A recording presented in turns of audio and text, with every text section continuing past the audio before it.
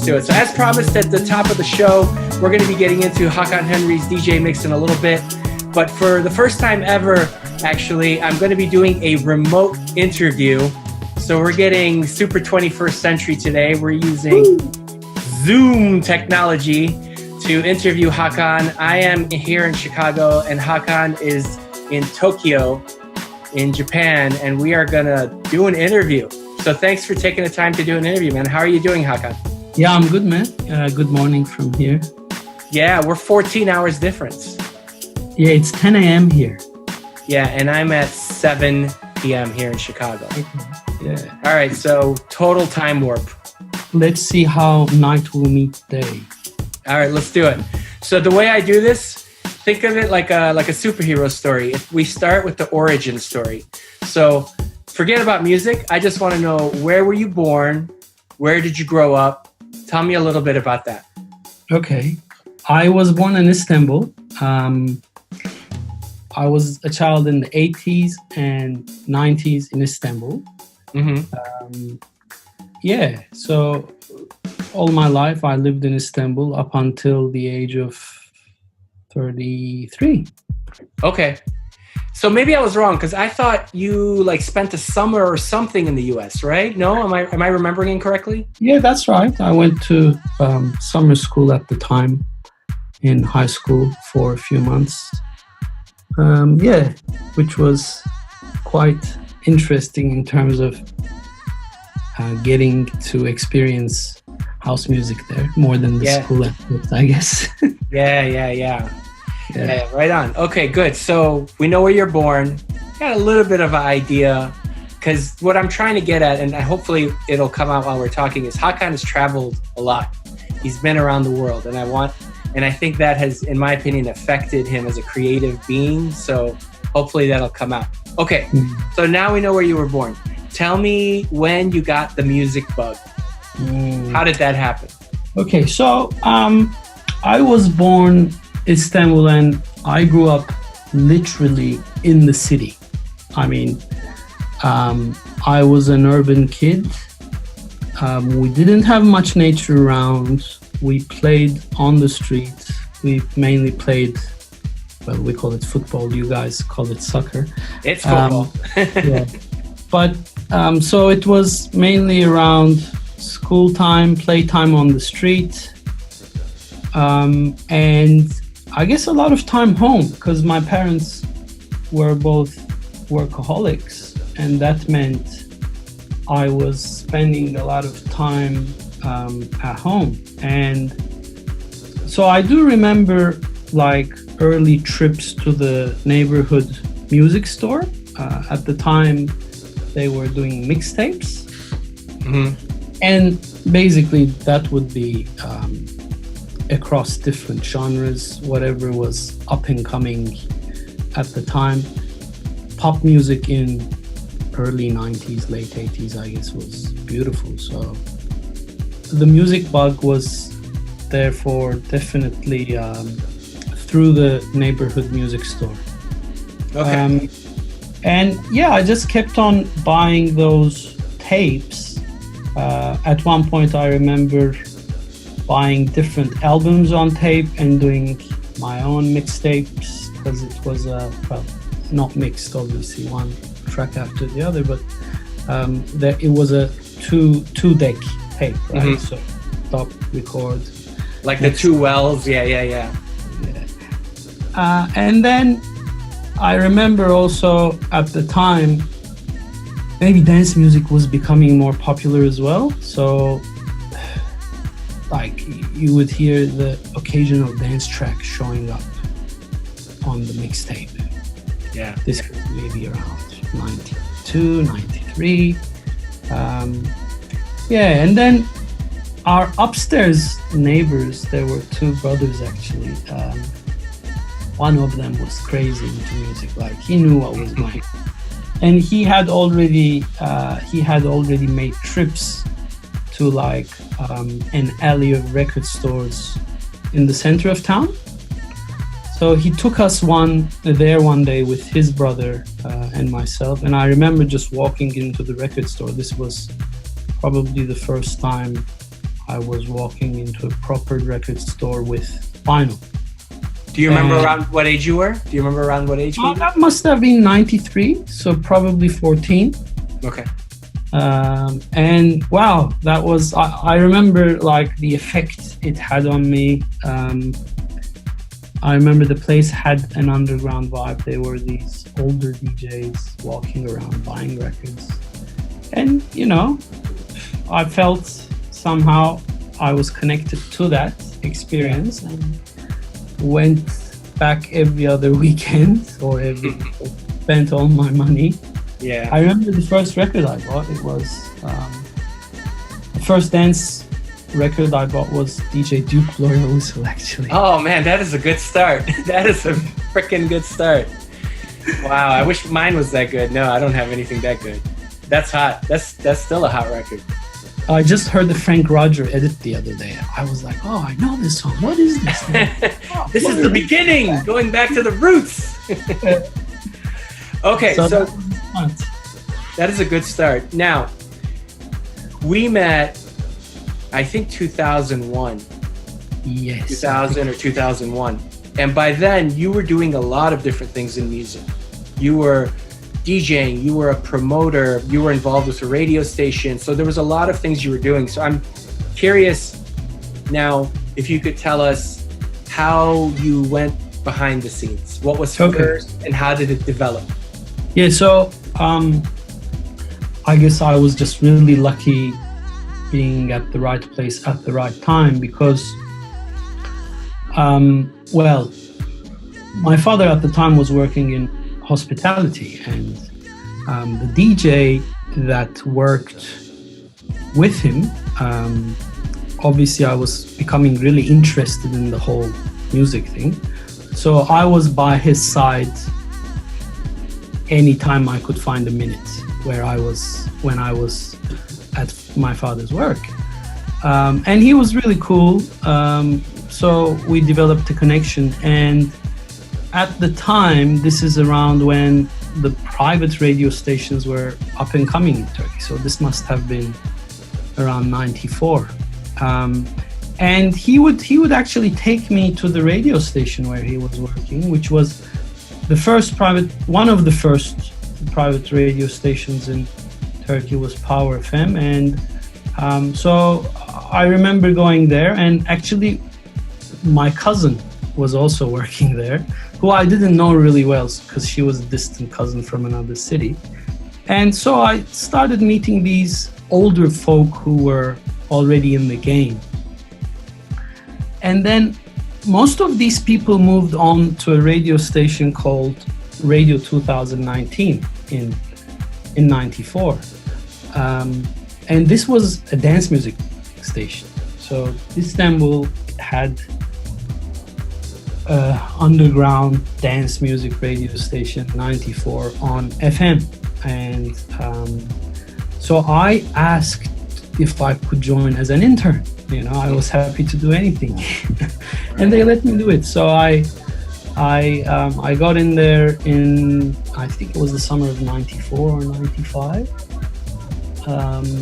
Yeah, just cleaning floors and doing whatever they asked me to do, you know, just happy to be there. Right. And I met more people. This was around the time where, like, say the first generation of Turkish underground dance music DJs were sort of really cutting their teeth on air and in the clubs. Maybe the first generation of underground clubs in Istanbul. So it was a good time for the city, and I was just, a maturing teen, just lucky to be at the right time, at the right place, and meet a lot of people. So I did the radio thing for a few years. Whenever from school holidays I found time, I would just go and work there. Eventually I was allowed to play on air. So I guess from 95 or 96 maybe till 2008, 2009, when work really took over, I played different radio stations. And yeah, at one point, I also helped with with the booking side of things, starting with year 2000 after I graduated from university with, it was the 909 crew. So I'm with Shut and all those guys. And that's how we met. We went. Yeah, that's how we met. Working with 909. Exactly. Yeah. So I was helping with the bookings. Yeah. So I was really lucky, I guess, in a sense, where just right city, right relatives, even. Mm-hmm. So, well, I would also say that you're also one of the hardest working people I know. So maybe a lot of people wouldn't have taken that opportunity, and you probably took that opportunity and you turned it into something amazing. So don't discredit yourself. It's just it didn't feel nothing felt really as hard work. I guess where it really ties up in hindsight is growing up as a kid, and you sort of maybe looking for your passion, you know. Some people find it in sports, some people, well, a lot of kids found it in like rock and metal music. And I guess when I first heard the first house music tune that really, you know, blew me away, there was no thought involved in the whole process of becoming involved. It was just like pure magic pulling me. So. Yeah, it got you. Yeah, well, one of the things that's impossible to express here is that, well, Hakan is one of my closest friends in the world. We've spent a lot of amazing nights together, and he's also an incredible DJ and an incredible creative soul. That's why I've got him on the show. But let's do the part of the interview that everybody does. So let's name drop a little bit. Tell me some of the places maybe you've DJ'd, some of the people that you've booked, some of the things you've been involved with, so the audience can understand the gravitas. All right. So, and I know you're not that type of person, but give us some of the stuff you've done. All right. So yeah, I think the main, I guess, thing would have been Radio 2019 to start with, and that I would say soulfully that still rests within, you know, there's that untouched essence to that. It's the pure energy within that still vibrates, you know. Right. And we're actually nearing the year 2019, so yeah, we are. I'm hoping there'll be like an anniversary party somewhere. Yeah, so that was definitely the first thing. And then, yeah, I would have to say the 909 crew were definitely the ones that let me sort of work on the different ends of the spectrum in terms of bookings and maybe sometimes coming up with names to book. I would have to name one person that probably had, the deepest influence as a friend and also as a musical partner. And his name is Tan, and he would be he was working at Radio 2019, and we became really close friends. So apart from music, we really developed a deep connection to each other as a human, and he's older than me. So he was always breaking out these tunes to me, showing me newer music, older music, and he'd be the person with the most in-depth connection I've had over the years and kept from both a human and musical standpoint. Yeah, so 909 crew. Then I also started, before that I started, I guess, gigging in clubs around town. I held my first residency at the 2019 club in Maslak, which was, this was the legendary club that opened in Istanbul that introduced the city to really underground dance music. By the time I was DJing there, it wasn't anymore the original version. It was like a version 4 or something, and it didn't have the magic it had at the time. But I guess for a young guy like me at the age of 16 or 17, it was still magical experience to be just on the decks in a club that had a capacity of 1,000 people, I guess. I mean, not that it was that busy at that time, just the experience of being loud in the booth. Then there was another club that I became resident in 98 called Club Deep, and that was definitely instrumental in having my own space, a bit more headroom than 2019, and just being allowed to do really, to be free in terms of musically what I wanted to do. I used to mainly open up three nights a week, or 2 nights a week depending on school. And I just, at the time, I really loved the whole New York, New Jersey, soulful, the deeper things, you know, like mood to swing and all of those things. So earlier dubby, more like late night New York kind of sounds. It was just perfect environment for that.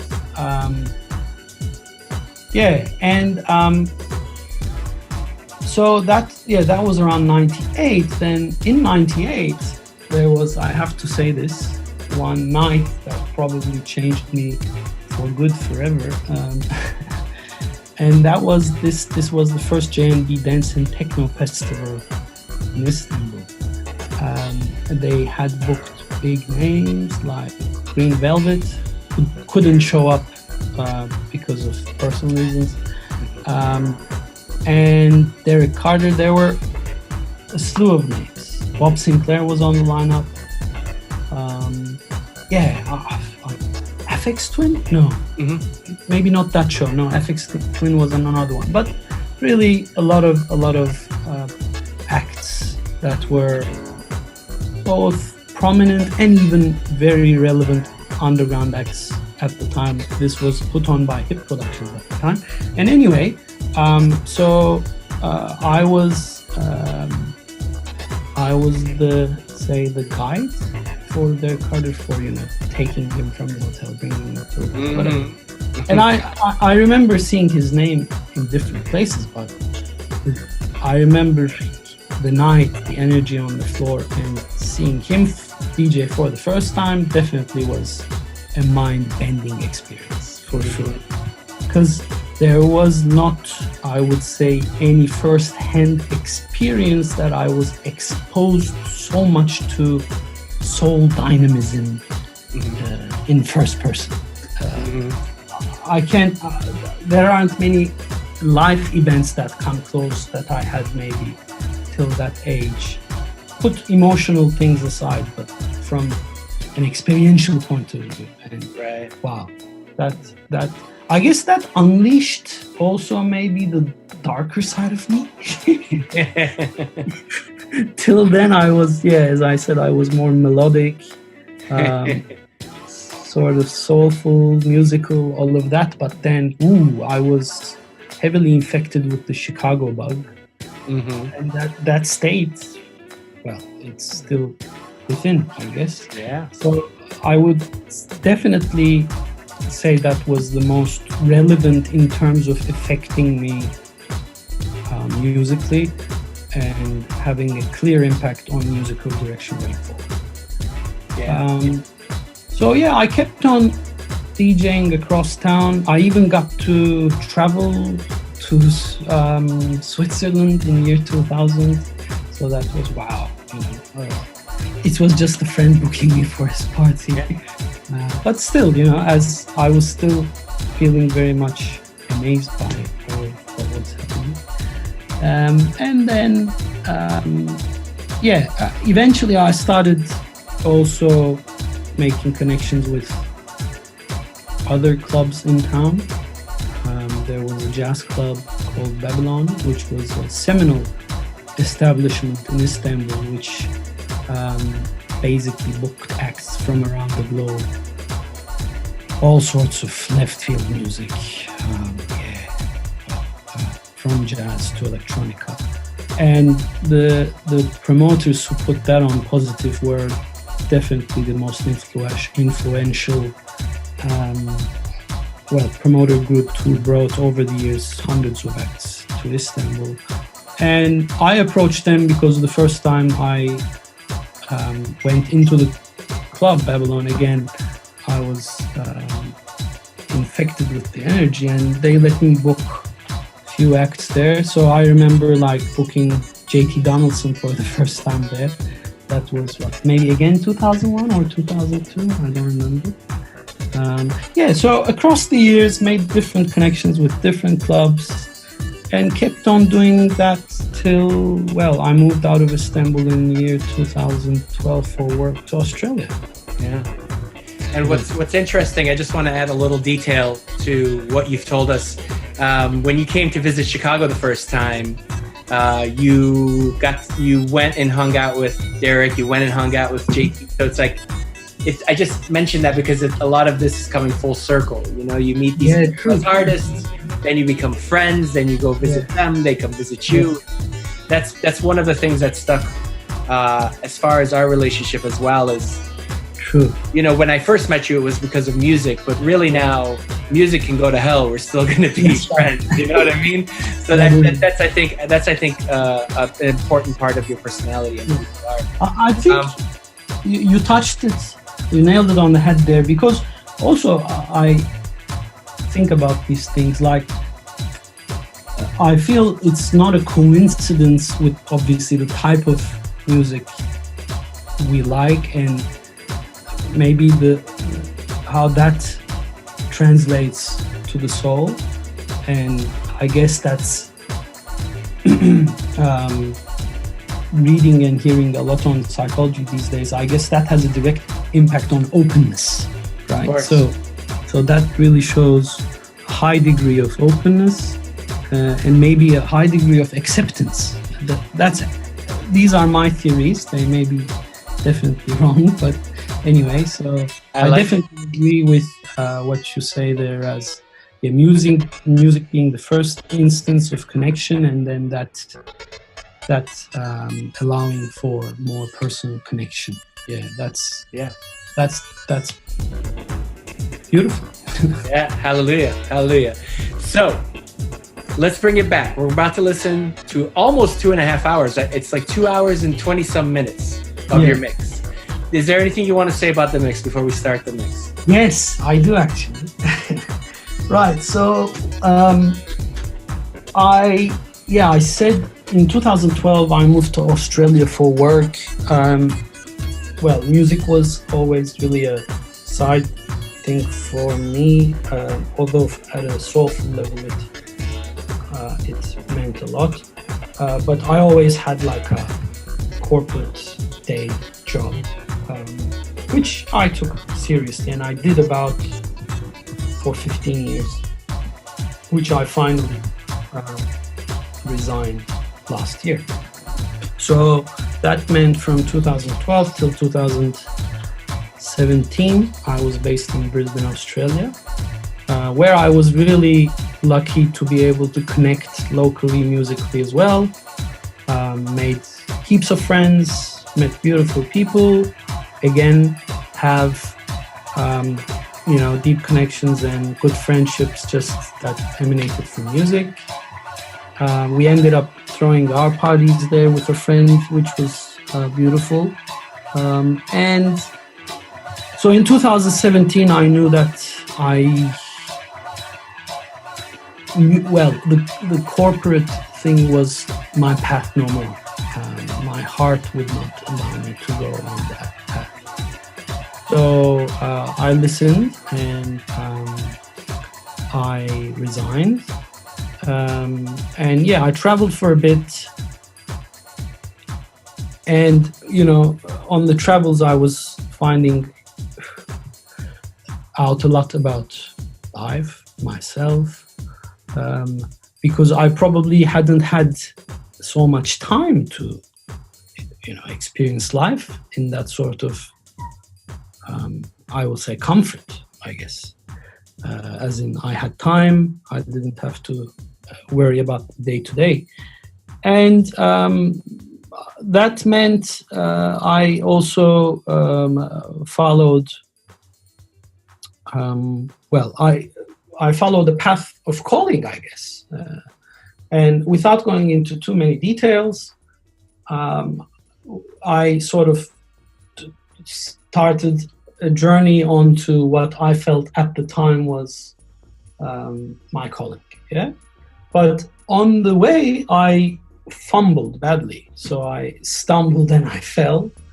Again, without getting into too much details, but I guess the period after that was a sort of hibernation, again going back within, sort of healing.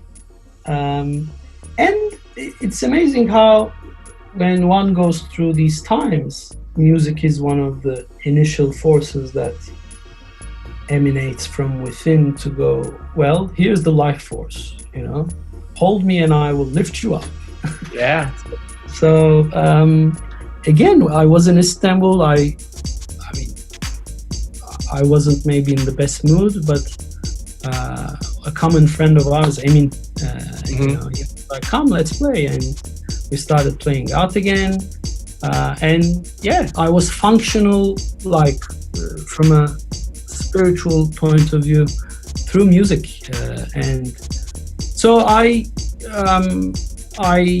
then left Istanbul after spending 8 months there earlier this year.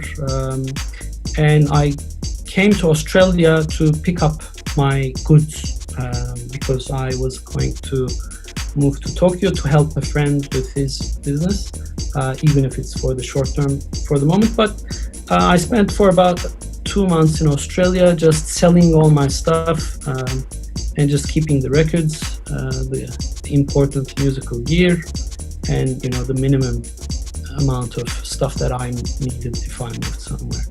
And the last night that I was packing the stuff, I was going to put away the turntables and the mixer, which I had just, I want to name drop here too. I purchased the new Master Sounds Linear 4V, the one with the valves and the FX unit. Shout outs to my man Ryan here. What a sensational piece of machine to play with. I haven't felt that connection to a mixer ever. Anyway, okay, so I was going to put away the gear, and I just felt an inkling to, maybe I'll try play a few records. And I just hit the record button, and so I just started and recorded the mix in one session. And I guess it was just a release of a natural sort of storyline as to how what we talked about, those dormant energies, whether if it's darkness or other stuff, and I guess a narrative to life, you know, where you maybe have these dreams and expectations that if you're not too mindful, you may stumble and you may fall and you may break, but then there is rebirth, etc. You know, so I guess the mix does sort of follow a storyline parallel to that natural flow. So it definitely resonated from a narrative standpoint rather than saying a DJ mix. So I hope you enjoy it. No, I think everyone's going to love it, actually. And now that we know the context, I think they're going to love it even more. So the way I do these is I leave the last word to the guest. And okay. This can really be anything you want. And typically the way that this works is after your last word, either the mix will fade up underneath your voice, or it'll just begin immediately after the last word. But I don't get the last word, so you get the last word. All right. And then we'll get into the music. All right. Wow. A personal learning that I'm just practicing more and more every day is not being so hard on ourselves. I guess is something to learn for all of us, to let go of the inner critic and be a bit kinder to ourselves and to each other, because it's definitely times that we need that sort of attitude. And I guess times that are coming will be where we'll need more of kindness towards each other, and always staying true to our soul, I guess, not compromising because of what we're made to think or what we think in a certain level should be.